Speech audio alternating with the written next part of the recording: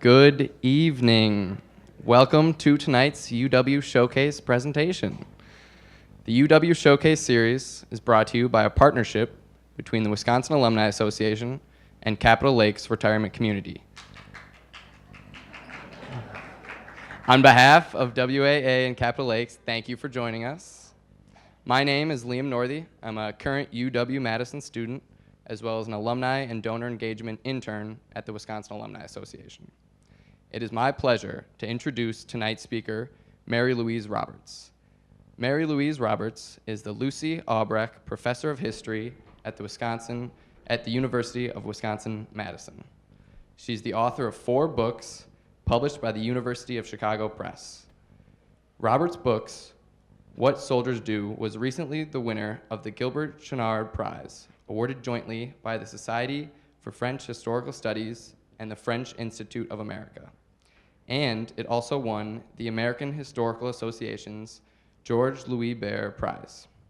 The book has appeared in translation in French, Chinese, Japanese, and Czech, and it has also been made into a French documentary film.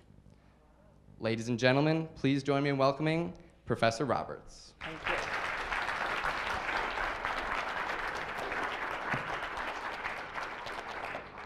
Well, first of all, good evening, Badgers.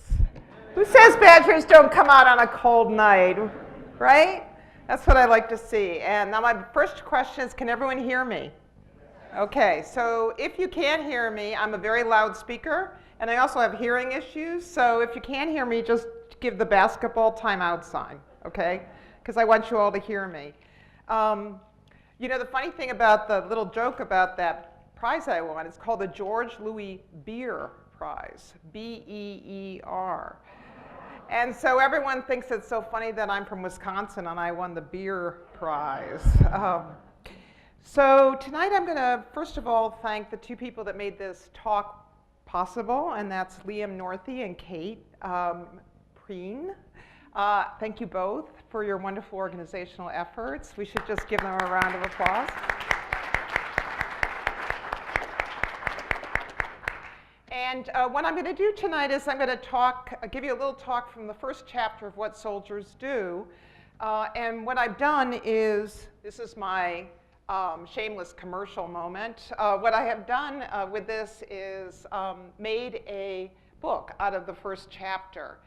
Because you'll see, as I was beginning to research What Soldiers Do, I found amazing memoirs from the French perspective of the GIs coming in. Much like our country in 1994, French people of a certain age were interviewed during the 1990s and had incredible stories. So many of the stories which I'm going to tell you tonight are in this book, which I actually wrote for my students so that they could see D-Day from another perspective. So I'm going to start with my favorite story about D-Day. And it starts in the pre-dawn hours of the 6th of June, 1944. And it's a very old woman named Angèle Leroux, and she's a schoolmistress, and she's from Saint-Mère-Église, and she wakes up in the middle of the night. She gets up from bed, and she heads out to use her outhouse, which is in her backyard. My students are always amazed that there's no plumbing in Normandy in 1944. And as she goes out into her backyard, she hears odd fluttering sounds. And what she finds in her backyard is stranger still, which is a soldier who has his face streaked with war paint and has just landed in her garden. The soldier is trying to cut himself away from the parachute. He sees Madame Leroux, and for a minute they freeze, staring at each other in terror. And then he raises his finger to his mouth as if to be quiet and slips away into the night. And so although she didn't know it at the time, Madame Leroux had just met one of the first Americans to land in France, Private Robert M. Murphy of the 82nd Airborne. And that is how I want to open. Because what I want to talk about tonight is what did D-Day look like for the French? Now, a few hours later, thousands of Murphy's countrymen would take their first step onto French land at Omaha or Utah Beach. And thousands of others would take their last step on that beach, if they took a step at all. So before the end of the day, 2,499 Americans would perish on the Normandy beaches. I need a little more light so I can read the talk. Thank you. I know the talk pretty well, but not that well. So for good reason, the Normandy landings have become a sacred event in the American imagination. We've seen historians, politicians, filmmakers celebrating the Normandy campaign as a great moment in the history of the Second World War, and there is no doubt in my mind that they are right.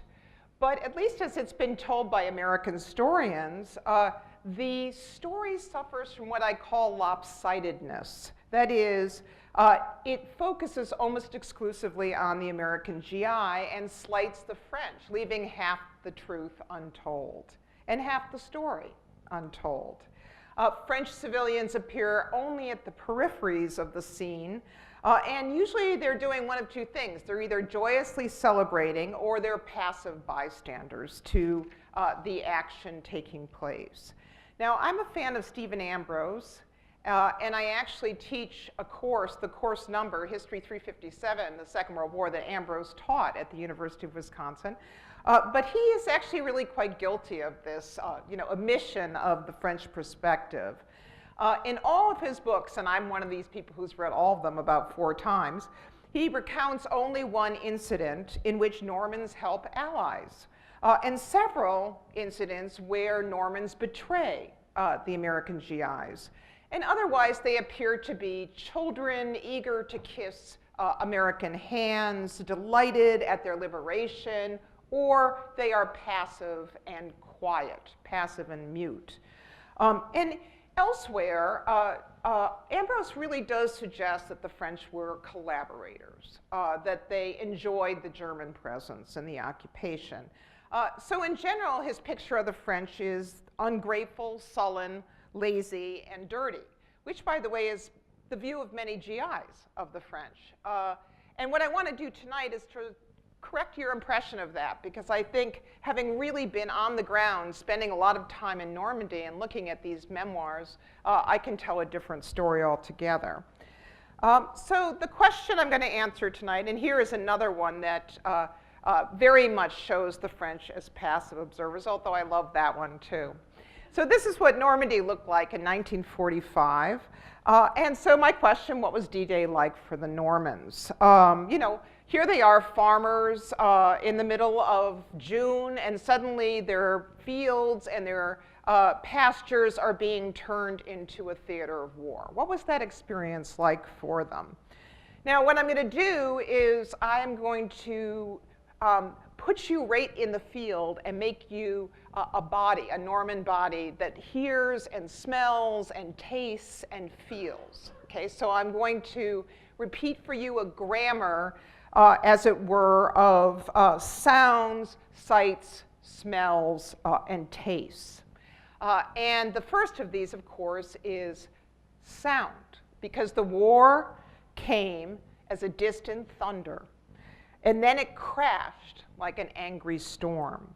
And as it broke, it produced horrific sights and horrific smells, the rot of human flesh, the rot of animal flesh, the stench of death. But then the squall also delivered Americans, and they had funny-looking Jeeps, and they had really, really good cigarettes. Okay? So let's get started. This gives us a novel view of the campaign. It corrects Ambrose's, I think, lopsided vision, because far from being traitors or passive bystanders, Normans readily joined the Allies in their struggle against the Germans. And I'm going to give you many examples of this, intelligence and so on and so forth. General Eisenhower once assessed the strength of the French resistance, which was fighting on the ground as the Allies landed, as equal to a full 15 divisions. Okay? That's a lot. He knew just how much the French were fighting along. And we're also going to have to share the costs of the campaign. It was not just a campaign where Americans died. It was also a campaign where a lot of French people died. Okay? While there is no question that the French welcomed their liberators, it's too simple to present them as happy celebrants of their own liberation, because although they were enormously relieved when the Germans departed, they were also forced to endure a war in their backyard and in their very homes, in their kitchens and in their bedrooms. Because the paradoxical mission of the Americans was to conquer, but also to destroy. And what got destroyed was French lives and French property. So I'm going to argue that in this part of France, at least, I would have to say that happiness had to share the heart with sorrow and sadness and loss. All right. Now, the other thing a transatlantic approach, as I call it, because it includes the French, shows us, is a very different view of the American GI. We get to see him up close and personal, and that was the thing that struck me about these memoirs more than anything else, that we get to see him really struggling not only as a soldier, but also as a stranger in a strange land. And I read this one incident by a soldier, and it made me realize something very important. It recounted a man he was an infantryman named John Baxter, and one early morning his unit is driving through a small village by convoy, and a French farmer stood just watching them pass through. And at one point they stopped, and one Arkansas soldier named Mathis leaned out of the truck and addressed the old man and said, "Hey, mister, how far are we from Okolona, Arkansas?" Okay. So, of course, it was a joke. It broke up the whole convoy. The farmer had no idea what was going on. But what it made me realize is that the soldiers, yes, were soldiers, but they were also travelers in a strange land. They were tourists in a way. You know, this is a person who's asking somebody how to get home in a way you would a tourist. Now, unlike tourists, the Allies did not expect a warm greeting from the Germans, which is good because they did not get a warm greeting from the Germans on the beaches. But like travelers, particularly travelers to France, they were deposited in an alien landscape, one they'd not seen before. They were forced to navigate unknown streets, witness unfamiliar customs, and converse with people in a language which they really couldn't speak. So like many visitors to France, they tried to figure out if they could babble in their high school French. They wondered why the second floor was called the first floor.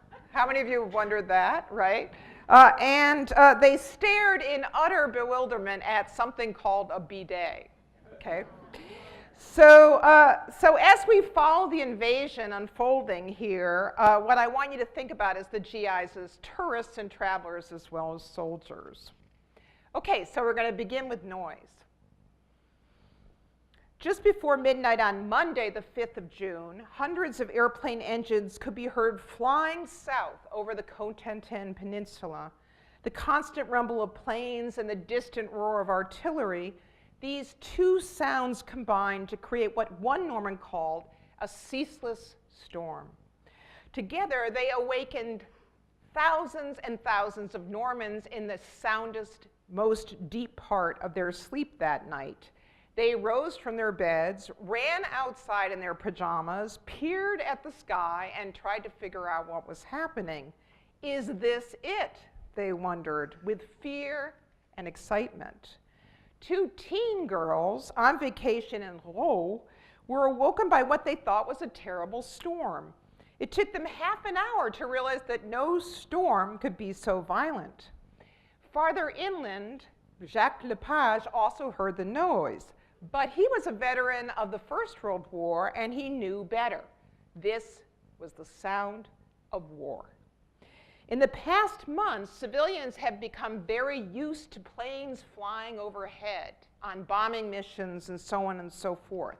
But the sound was different. this night because the aircraft were flying much closer to the ground and reaching targets. So in response, you had German artillery and German machine guns firing furiously, and that also contributed to the noise. Now, June 6th was a giddy morning.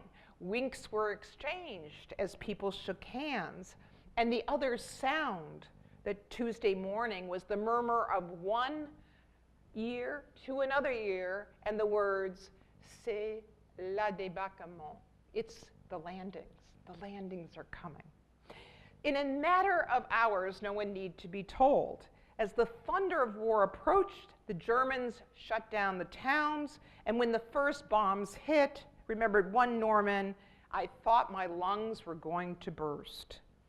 The Normans developed expert ears, learning the difference between the sound of a bomb as it passes over your head versus the whistle of one that is headed straight towards you. They also used the sound of artillery to determine the location of the front and whether the Americans were advancing or retreating, who, in other words, was winning a particular piece of territory. "The bombs are beginning to fall quite near us," wrote Michel Brally in his diary. "Because of it, we completely forgot to eat. We can no longer distinguish between the German and the American bombs. It is a constant rotation with bombs falling all around the house." Ferdinand Brosse was paralyzed by fear that the house was going to fall down on his family. The walls were blown open, the floorboards rose and fell. You could hear the tiles falling and the windows breaking. Another sound of war, the sound of glass breaking. A bomb literally wrapped a wall around his wife. In his diary of 6 June, the young Jacques Petit expressed his disbelief that he and his friends had looked forward to this moment with enthusiasm. "Huddled together," he wrote, "we believed our last hour to be near, and while the bombs whistle, we wait for that direct hit, which would at last bring our agony to an end." Villagers crowded into the basements of castles, chateaux, not only because their thick walls offered reassuring solidity, but also because no one wanted to be alone, because no one wanted to die alone. Solitude was feared, remember one civilian. The only Normans exempt from the racket were the hard of hearing. Antoine Anne recalls that as the dust from one bomb cleared, he saw his deaf grandmother sitting in a chair, holding his brother in her arms, completely calm. There would be a high price to pay for freedom. Strategic coastal towns such as Cherbourg and Saint-Malo were heavily bombed. Le Havre was nearly destroyed, as was Caen. One Norman remembers seeing a young man against, quote, "a sky the color of blood."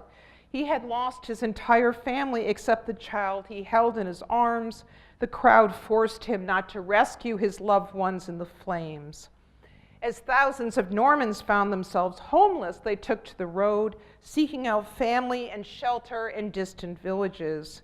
The constant walking was hard on the legs and the feet, particularly for the elderly and for small children. When some weeks they returned, everything was gone. St. Lo, in particular, in 1944, came to be known in Catholic France as a martyred village. About 85 to 90% destroyed. Mounting ruins on a cracked, punctured, blistered terrain is what one Mormon described it.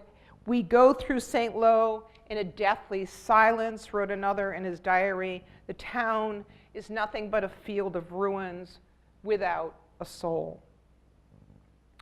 There was no getting around the fact that the liberators were bringing the war with them.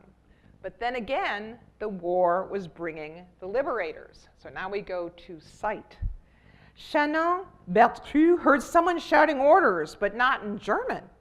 Christine Delpierre linked the coming of the Americans with the vrombissement, vroom, vroom, vroom of motors. Down the road, you could hear a constant droning, she remembered. "We went to the edge of the road, our hearts beating fast. At the high point appeared a helmets, a car. Slowly the convoy descended. When the first car, sort of a scout car, had come down to our level, we all burst out cheering. The scout car was in fact a Jeep, a vehicle which made an indelible impression on the Normans. Are the Americans really winning the war with these contraptions? Wondered Robert Klaus upon seeing his first Jeep.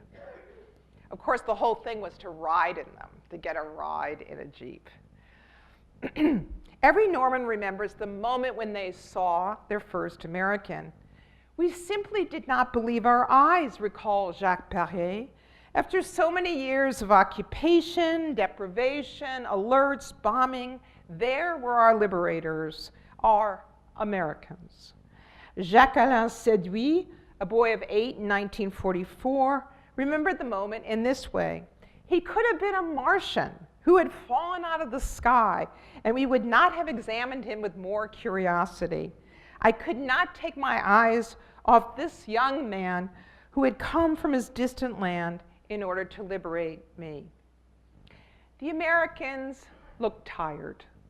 Their teeth were exceptionally white.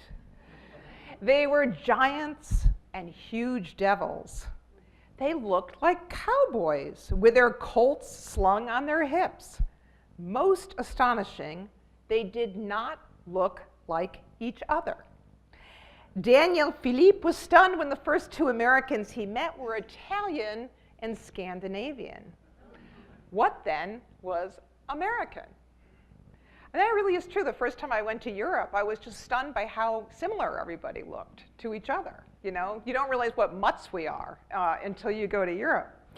Although GIs and civilians were able to catch their first glimpse of each other through the bullets, there was little opportunity for formal introductions. Jacques Lepage at one point realized that he was literally standing between the Allies and the Germans with artillery passing over his head. He left his house, and when he returned, he found 3 dead Germans in his kitchen. As the fighting moved into backyards, Normans joined the battle. They informed Americans concerning German positions. They showed them shortcuts and hideaways in the woods, and particularly in the first few hours of the invasion, as soldiers from the 82nd and 101st Airborne parachuted into a wide area around Caen and Saint-Mary-Glisse, civilians came forward. Locals rescued men drowning in Martians. The Germans had flooded the areas on purpose, so it would be difficult to land.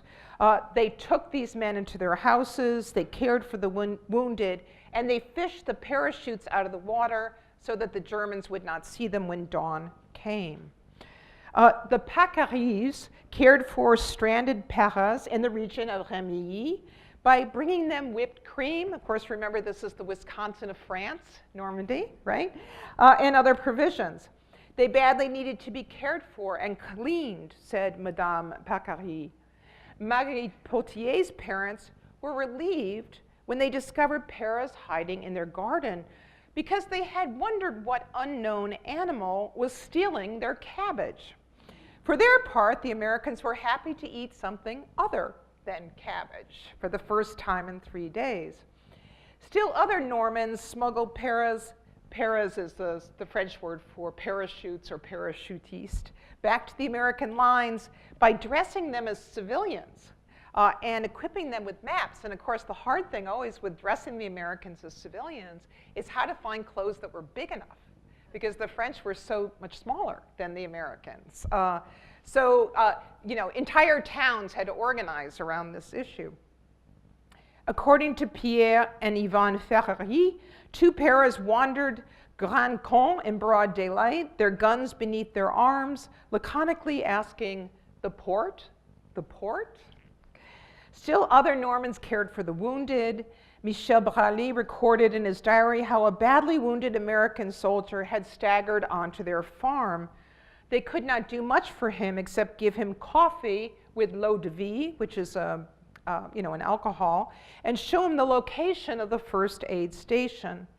As he was leaving, the GI took out his New Testament, and a photograph of his parents for one last look. We tell him we are Protestants. He thanks us and leaves. The bombs continue to rain down on us. 13 at the time, Odette Eudes of Sainte-Mère-Église remembers that when a wounded soldier who sought shelter at their house could not walk to the first aid station, her father proposed to carry him on his back, but the soldier refused, saying that if a German took a shot, both of them would be killed. Sometimes entire villages were mobilized to help Allied soldiers. Virtually all the women in Meigny-Vigeot, northwest of Saint-Lô, devoted themselves to tending the wounded there, even when the village was still under German control. Besides taking GIs into their farms and homes, these women carried them under German fire to hospitals, and one woman risked her life to travel to a nearby village in order to get a surgical probe for a GI operation. Now, despite such shows of camaraderie, GI and civilian were oftentimes mistrustful of each other.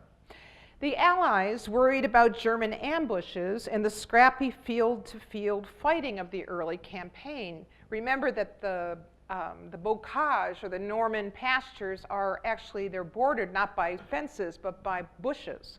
And a common thing for a German infantryman to do would be hide himself in those bushes, take sniper shots for as long as his ammunition ran out, and then surrender.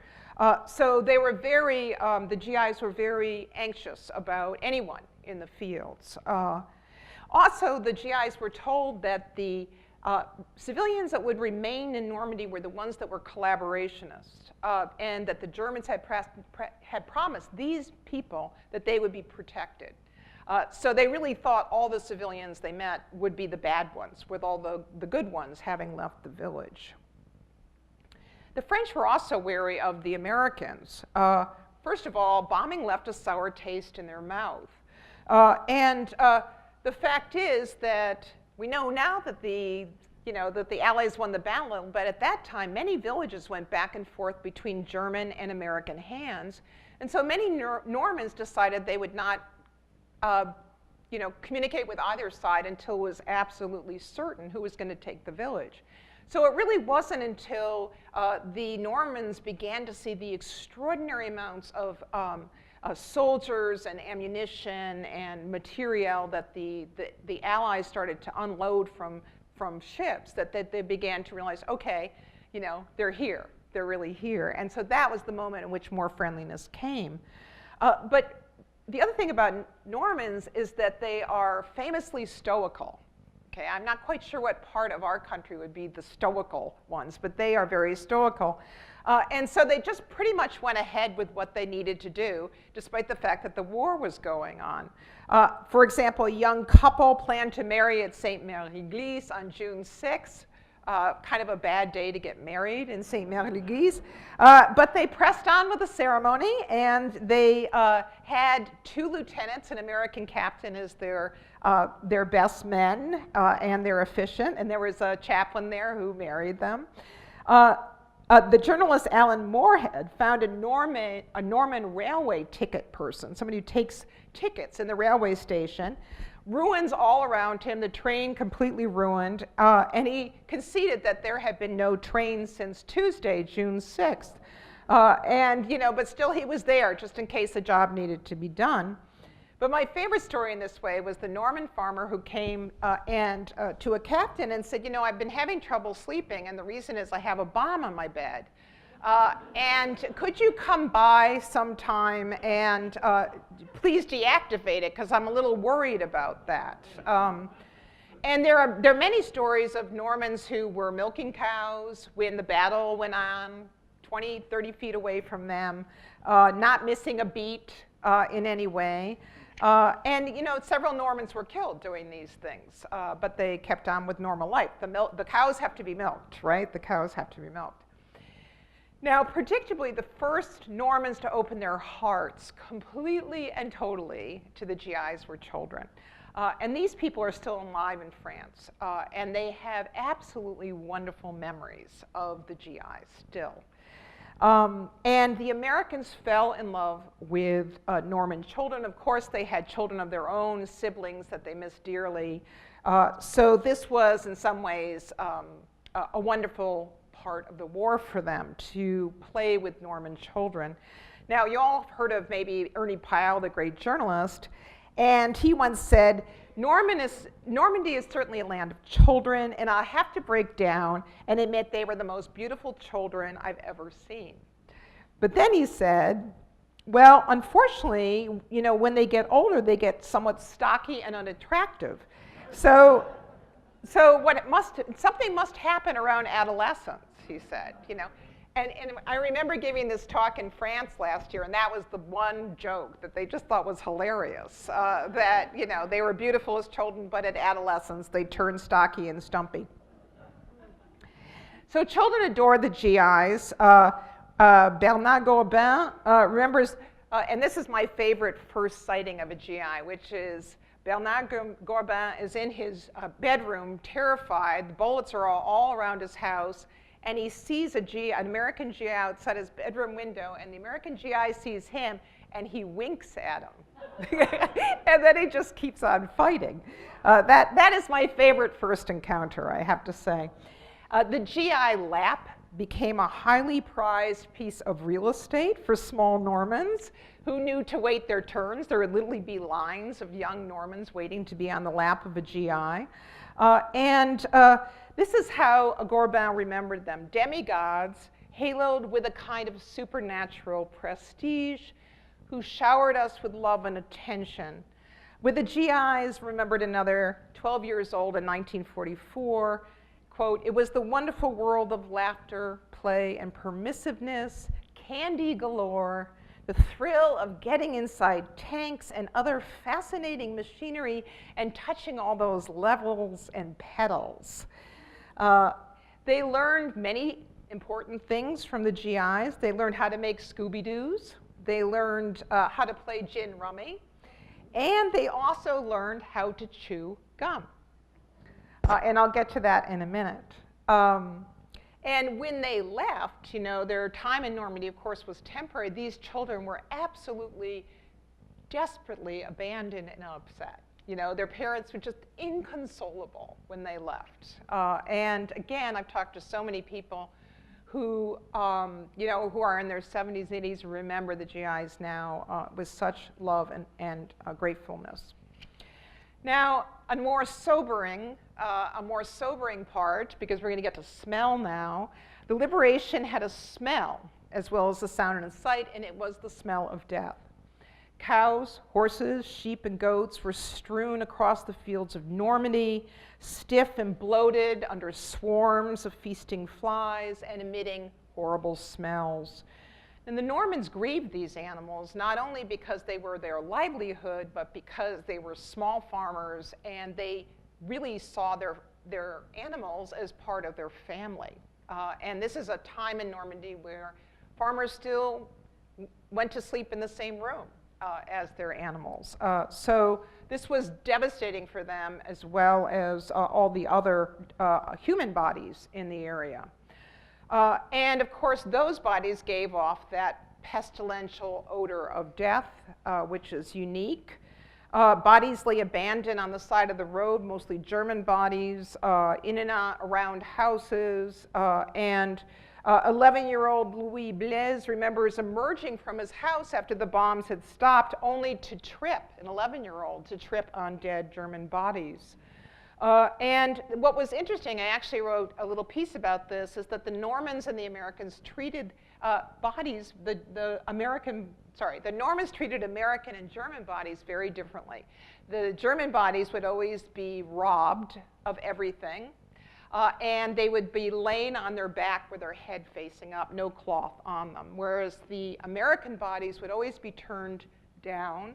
They would always be covered with a cloth, and no matter where they were, there was always flowers or something on that body. Even when the village of Goron was still under Nazi control, the unmarked grave of an American soldier was heaped with flowers. And of course, that was something you would go to jail for under Nazi control. as well as a tricolor ribbon, red, white, and blue. Now, the liberation had other smells: gunpowder, tire rubber, gasoline, machine oil. But the scent most remembered, besides the scent of death by Normans, is the smell of cigarettes. Now, first of all, there was almost no tobacco in Europe at that time, but also the Americans brought a new kind of tobacco, which was blonde tobacco. This is the moment in which Marlboro becomes a multinational corporation. The average GI smoked 2 packs a day. Okay, that was the average. According to Jacques Paré, the perfume of their camels, okay, doesn't this bring back memory, right? The camels, their Lucky Strikes, and their Chesterfields, those are all words from my childhood, became the aroma of peace, linked for a long time to the presence of Americans in France. Now, if cigarettes was the sort of smell of liberation, the good smell of liberation, the taste was the taste of chocolate. Because along with cigarettes, what the GIs gave out were Hershey bars, okay? And sometimes I think they're giving out lifesavers, because I've only heard the French describe them, but they sound to me like lifesavers. And the other thing, of course, was Wrigley's chewing gum. And chewing gum was completely new to France unless you lived in a big fancy city like Paris. And at first, Norman children could not grasp the concept of chewing gum. Do you just keep chewing it? Okay. 6-year-old Marcel Launay wondered if the gum would cause his teeth to fall out. He hardly cared, and every night he would park it. Remember that phrase? He would park his gum underneath his pillow to save for chewing the next day. So it was not really until August 1944 that the GIs and the Normans got together, and by the start of that month, the Allied army had begun to gain control of the Cotentin, and of course, by the end of the month, the Allies were in Paris. And this is really when the Normans and the Americans got to know one another, and so I'm going to finish tonight with just a few examples of that other theme I introduced, which is the GIs as travelers, as tourists in a strange land. The first and foremost problem was French, okay? And anybody who's been to France knows you think you can do, and the GIs were great. They were the same way. They would say things like, oh, I had French 1 and French 2 in high school. Remember French 1, French 2? Oh, I had French 3 and French 4. Of course, all that went to naught because the first time they tried to speak to somebody, it was so fast they couldn't understand it. So here is the irony. They're the great conquerors of France, but they can't speak a decent sentence, okay? And that, I think, is really very important, thinking about their vulnerability in the country, even the most confident GI. Now, as a result, awkward situations resulted, and I have so many examples, funny examples of them, because nothing's funnier than when you're trying to speak a language. I once said, I'm a pregnant cow, to a very formal French dinner party, because I said, je suis pleine, which means I am full, and I thought that meant I'm full, right? I've had enough to eat, but no, it meant I am a pregnant cow. So these kinds of things happened all the time. When Joe Hodges met a pretty French girl, he tried to say, how do you do, in French, but instead came out with, how do you want to do it, in French, for which he got a slap in the face. For the average Joe, French places were a challenge. And Andy Rooney has a wonderful memoir called My War. He was in France. And it's true that I had to go to Rennes, R-E-I-M-S, to do a lot of research. And I still cannot pronounce, it's a very difficult word to pronounce, a place to pronounce. And of course, Andy Rooney declared it was a terrible choice for the German surrender because, and I quote, its name is impossible for any non-French speaking person to pronounce. That is so Andy Rooney, I think.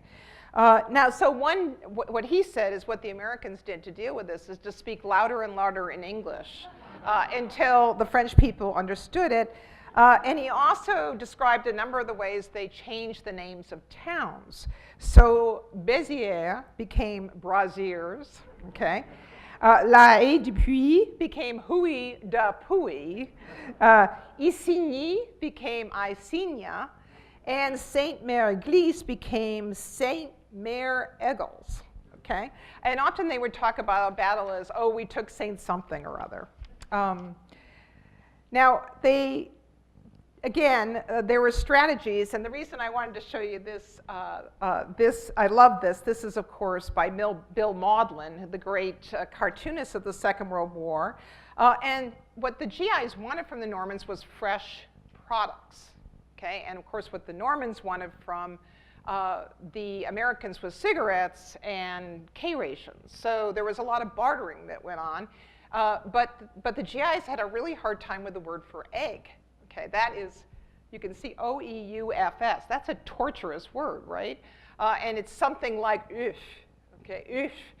And of course they couldn't say this, so they would pantomime a chicken laying an egg in order for the farmer to understand what they actually wanted, and Bill Maudlin caught the scene.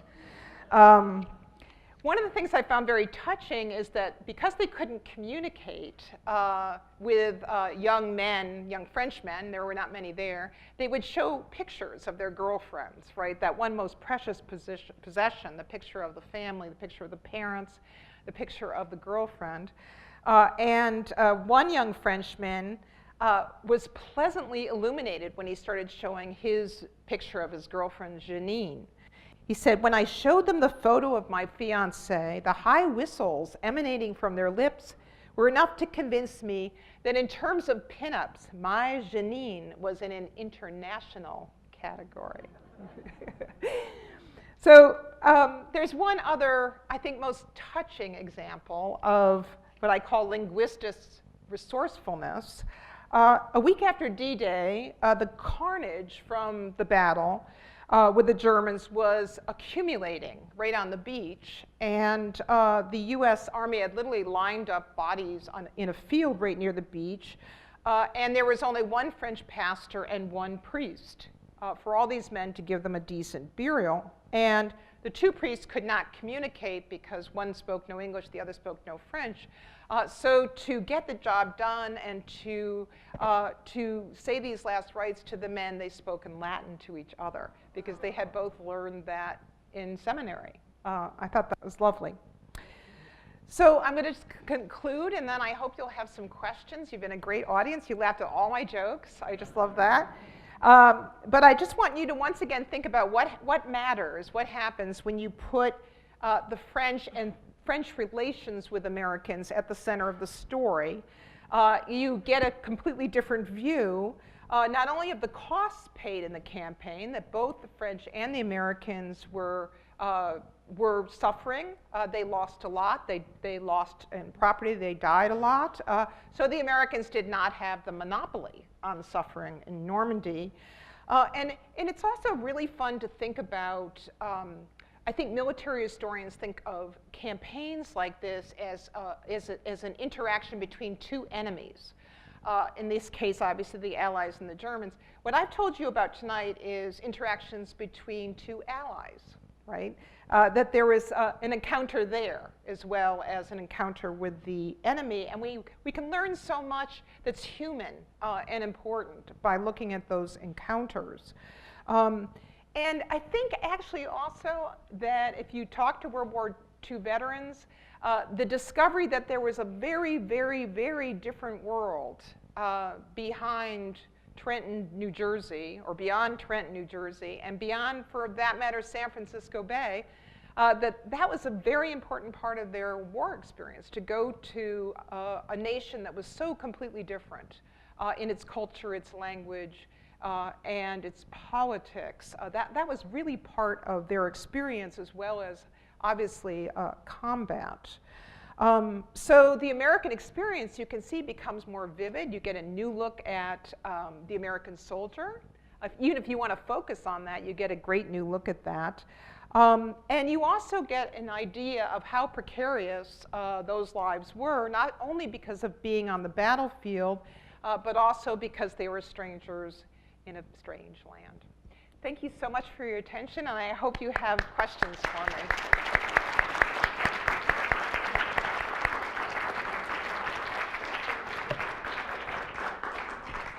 Thank you all so much for coming. How about another round of applause for Professor Roberts?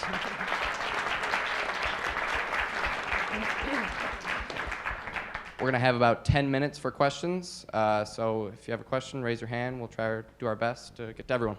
Thank you.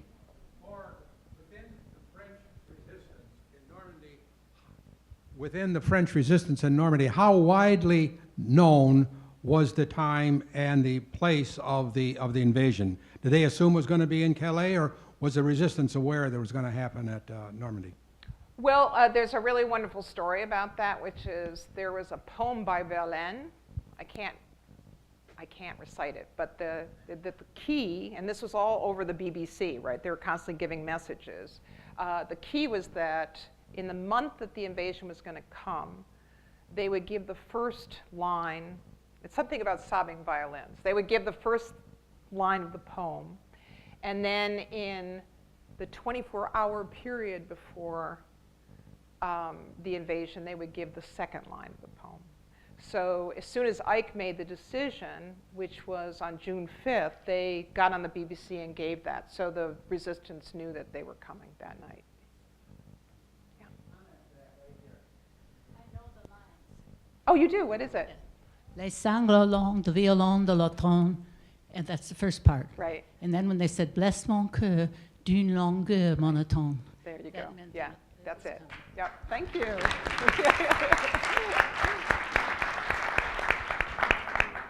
Beautiful French, thank you.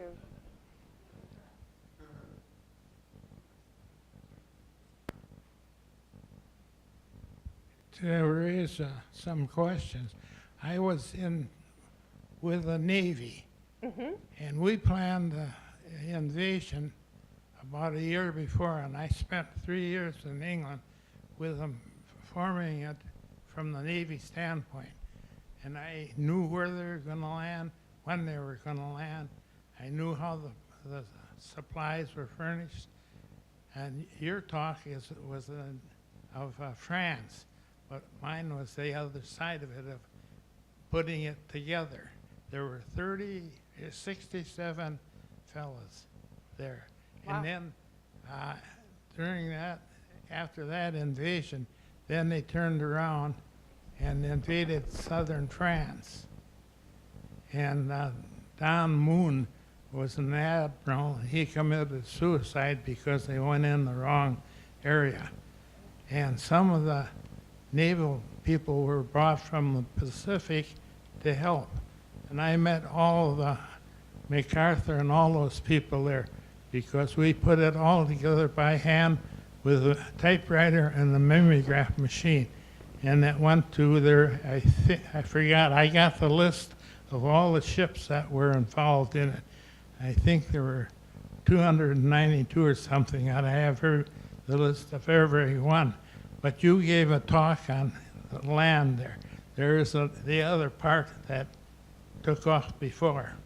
Yeah, and actually, I think there's a reason why you always are hearing about Normandy and not North Africa and Italy, and that's because we had finally gotten our act together in France, but North Africa, we really did not have our act together, and Italy was really kind of a disaster in many ways. So we actually hear about France more, I think, because it was such a triumphant moment.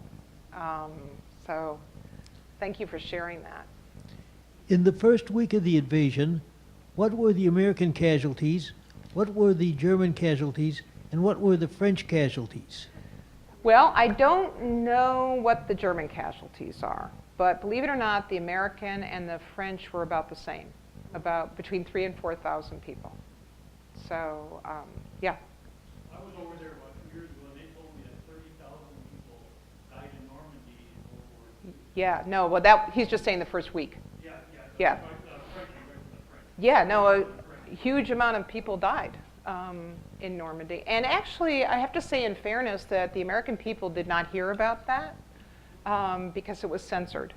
And the complete destruction of the landscape they did not hear about. And an interesting example came up with that. There is a very famous, now I'm going to look at you, a very famous resistance novelist named Vercourt. And he wrote a piece about how much France had been destroyed, a beautiful piece, and it was translated for Life magazine, and every single, so I read the original and then I read the Life magazine part, and every single part of death and destruction was taken out of the piece. So that was a classic, censorship. So it's really not until really, the 1990s that this has really emerged. One of the things that I always say about my book is, uh-oh, the bombs are coming, is that in France, all documents are closed for 60 years. So if you do the math, they all opened around 2006. And so I was the first one to look at all these French, many of these French documents in Normandy. So there's a lot that's going to come out now from the French side. Anyways, yeah.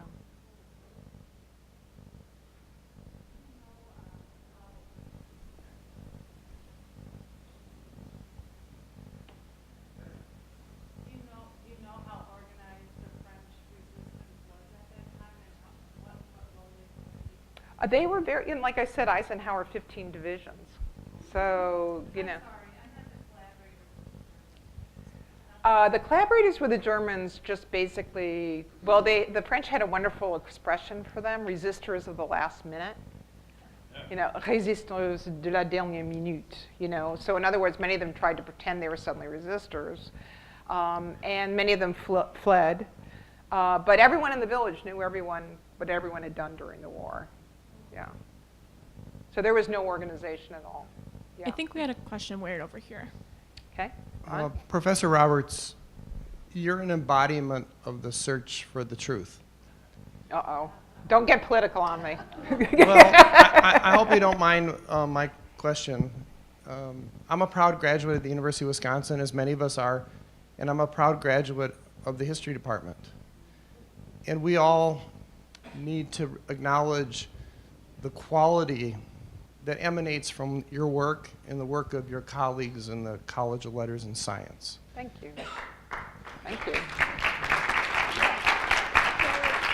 So my question is, in light of the budget proposal, I'm concerned that people like you, who are the gems of our university, feel nervous about your desire to stay here at the University of Wisconsin, and that we will suffer because people like you may be lured away to other universities, and that your colleagues or other people will not come here to the University of Wisconsin and maintain the highest level of quality that the history department, the College of Letters and Science, and the university has, and that we will seek to acknowledge the importance of the search for truth through the College of Letters and Science. I don't think there's any casualty or any worry about that at all.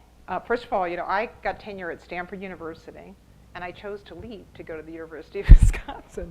So I do have something from Yale, but I really love Wisconsin. It's a wonderful place. I grew up on the East Coast, and I love the students, but I mostly love the history department because the people in the history department are really top-ranked, amazing scholars, just as good as I encountered at Stanford. But they don't have the attitude. And I just hate that attitude so much, which you get at a place like Stanford or Yale. So it's a super, super, super fabulous place. I'm very grateful for it. And I also think that people would have left long ago if money was the big issue for them. What is your name? Mary Louise Roberts. Yeah, you're welcome. We can have time for one more question. This isn't a question, but you commented on the cost, the enormous devastation of the war. I got to, I think it was Arromanches Beach in '59, and came at a time when it was foggy, and the submerged landing gear were out there, and the German pillboxes were there. And I was so astonished to feel like it was the next day. Yeah. And, yeah. and I think that that was true for us Americans in general, not to realize that the degree and the extent and the persistence of the damage. Yeah, yeah. How many of you have been to Omaha Beach? Oh, that's awesome. That's really, I did the D-Day all-day tour, like the super nerds do that one, like, the 2-hour tour is for normal people and the 10-hour tour is for really abnormal people like me. And it was quite amazing. It was an amazing thing to go, yeah. Okay, yeah, well. I was just going to ask if you've done any research on the gliders. The glider pilots frequently get overlooked in the World War II. My sister-in-law's father was one of those that lost. Oh, was she really? Yeah. Yeah. That was kind of a disaster. They went over the beach and landed behind the beach and Right. came back for it. Right. Yeah, and the gliders were used so that they could bring in heavy machinery, like Jeeps, the first Jeeps. Right, right, right. There's so many other questions. Is it okay if I keep going? Yeah. Mine isn't a question, but I happened to be visiting friends in France at the 50th anniversary of D-Day. And I hadn't really thought about that that was going to happen when I was there. But I remember being in Deauville and in Honfleur and a couple of places as we went to visit some friends of my American friend who lives in Paris. And every shop had tremendous signs in the window saying, "Welcome, Yanks." And then other things written on it, but the big letters said, "Welcome, Yanks." And then when we got back to Paris, my friend's landlady came to collect the monthly rent, and she wept because my friend and I were Americans, and she was talking about it. And I was unprepared for that. It was very, very touching. Yeah, no, I think people. The only thing that happened to me is I'm half German, so I look German. So sometimes when I'm there, people think I'm German, not American, and they don't really like Germans very much. I'll just tell you that. So, and then when I have to sort of say, no, actually I'm American, it's like a big transition for them, So all that stuff is very living. That's a living history there. It really is. Definitely a living history. Lovely. Yeah. I'm just finishing really interesting. I haven't read it, but I've heard of it, yeah. And it makes the comment just totally AI. They're having trouble hearing. Yeah. I'm talking about He's bringing the microphone. there was total devastation throughout Europe, especially in Germany and Poland and so forth. But France was no exception. There was lots of problems in France, just immense problems with orphans and poverty and starvation. Now, since the Americans came in through Normandy and sort of paved a pathway, did Normandy fare any differently than the rest of the country, or did they actually fare worse in the post-war period? Well, they fared a lot worse because there are whole parts of France that didn't get bombed, including Paris. If you fly from someplace like Hamburg or Berlin to Paris, you realize, oh, Europe used to be beautiful. So I think Normandy got it worse, because once they got out of Normandy, they went across northern France quite quickly, and it was basically the Germans were in retreat. So yeah. Yes, I'm going to make Liam run. He's going to run back there with that microphone. I found myself living under the same roof as a German who was taken prisoner at Stalingrad. Oh. And it forced me to think that there were two different wars going on at the same time. Stalingrad fell 15 months before Normandy. Both brilliant and decisive military events. But I think over here we need to remember how much occurred on the Eastern Front, how many people died there as well as on the Western Front. Yeah, I think the way when I teach in my big modern Europe course, the first thing I ask when they come in when we're doing the Normandy is, I actually do Stalingrad and Normandy together. And so I'll say, how many of you have heard of Stalingrad? And we'll, 200 kids, maybe 20 raise their hands. And then I'll say, how many of you have heard of Normandy? Of course, everybody's heard of Normandy. And I say, what I'm going to tell you today is actually that Stalingrad was the decisive battle of the war, not Normandy, which is true, And it was 15 months later that Normandy happened. I mean, if anything was decisive for the Americans, it was the Italian campaign, not the French campaign, because really, if you go to the German cemetery in Normandy, which was part of the all-day nerd D-Day tour, the people who were fighting for Hitler in 1944 were 13 and 14 years old. So Stalingrad was the decisive battle. That was the turning point of the war. I could not agree with you more. And the Soviets captured Berlin 2 months before any Allied troops arrived there. That's right. I've never understood why the Western armies were not thrown into the battle to get to be part of the capturing of Berlin. That's right. Why do you think that happened? Well, I don't know. What I do know is that it's another history lesson why we dismiss Stalingrad as the major turning point of the war is because of the Cold War, right? So, when we finished the war, we went right into a Cold War with Stalin. So thinking about Stalingrad as the turning point of the war was not something we were going to do in late 1940s. So again, the 1990s, this is cracked open completely. Because when the Cold War ended, the whole interpretation of the Second World War can completely change, which is what's so incredibly exciting about my field. Yeah. Jack, I'm sure many of the people in this room have read or have heard of a novel that's been on bestseller, All the Light We Can. Oh, my favorite novel. Oh yeah, no, that's just my favorite novel. I wish I had a blackboard so I could write it down. It's called All the Light We Cannot See, and it's by Anthony Doerr. How many of you have read that book?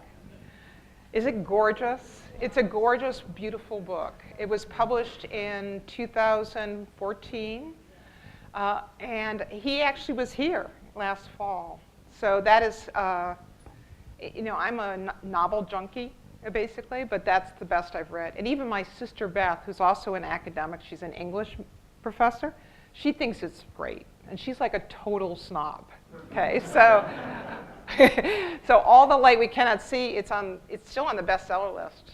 But it's just such a beautiful, and it's a great story. It's about two young children. One of them is a blind girl in Paris, and the other one is a very, very poor miner's son named Werner in Germany. And somehow the war is going to bring them together. That's really great. Thank you for mentioning that. Oh, is it? Okay. All right, no excuse. You don't even have to go outside to read that book. I had a question. There was this, I don't know if it was a myth or the truth, that there were a lot of French people who aided the Germans. And I remember, I don't know how long ago it was, but the French wanted Klaus Barbie, who I think was a German, in charge of France to testify. Mm-hmm. And all of a sudden he didn't testify. And the theory was a lot of people would have been embarrassed. Yes. Okay, that's a long story. And there's a French filmmaker named Marc Auffoul who's made some amazing films about it. But the story is that Klaus Barbie was called the Butcher of Lyon. And among his many horrible crimes, he was charged with killing a large group of Jewish children. He also tortured and killed Jean Moulin, who was the leader of the resistance. And at the very end of the war, again, this is the way in which the Second World War and the Cold War completely overlap. The Americans at first hired Barbie without doing an insufficient background check. And they wanted him as an interrogator. He was a really good interrogator. And then they began to realize that Barbie had a bad background. And so rather than put him up for crimes, they made it easy for him to go to Latin America. Okay?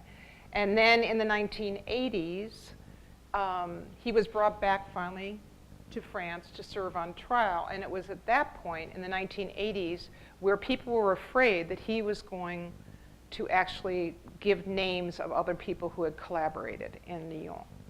Okay, so that's the part of the story I think you've heard, right? And so it is true that, you know, look, there are a lot of collaborators that got away. And there were a lot of collaborators in Lyon that got away.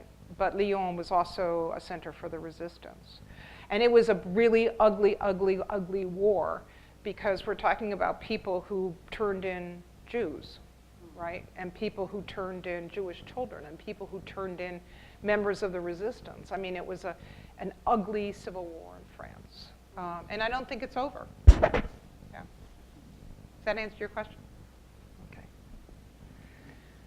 All right, well, I think we're going to wrap up questions for tonight. And if you still have some questions, you can certainly stick around and ask them after. Yeah. Thank you again. Thank you.